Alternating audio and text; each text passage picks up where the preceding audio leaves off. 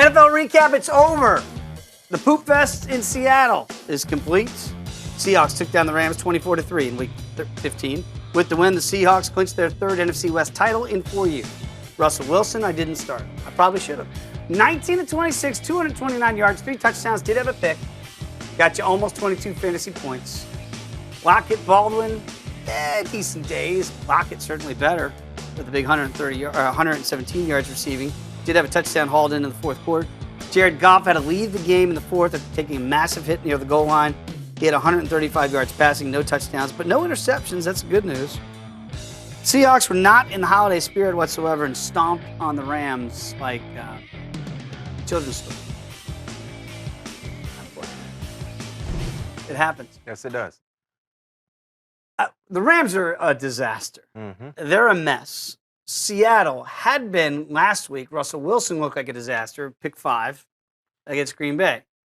What do you make of Seattle? Is this just kind of a going through the motions game, and now we get 10 days off, and now we really hit our strides for Seattle with just 2 games to go in the regular season with much bigger fish to fry? You know what? Even though Seattle won by 21 points, this was a very, very sloppy ball game. Mm-hmm. They had a lot of penalties. In the first half, they had 8 penalties over 60 yards. Now, granted, they were able to win by 21 points. They were favored 15.5. They covered easily. Yep. But for them to get over this monster of the Los Angeles Rams, it was a huge, huge plus because the Rams have, oddly enough, played Seattle extremely well, and we know what happened early in the season when they won in Los Angeles, and we also can go back as far as last season when they won in Seattle. So being able to take care of their business at home was very, very important for Seattle because, of course, they know they will get into the playoffs. Now it's about where they will be seeded in the playoffs. Okay, we know obviously they've had injuries to the secondary in Seattle.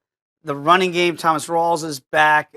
Are they fully loaded? No Earl Thomas? You know what? I still question the chemistry. They still can't run the ball very, very well, especially from what we've seen in the past from them.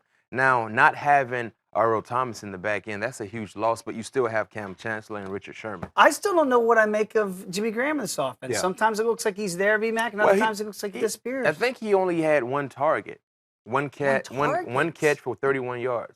Oof. That's a guy you have to really make a part of your game plan. He should be a big-time vocal point of what you're trying to do offensively. All right, they get the job done 24-3 over the Rams. It's what we expect them to do. And again, 2 weeks to go in the regular season before they have bigger fish to try to fry in the postseason.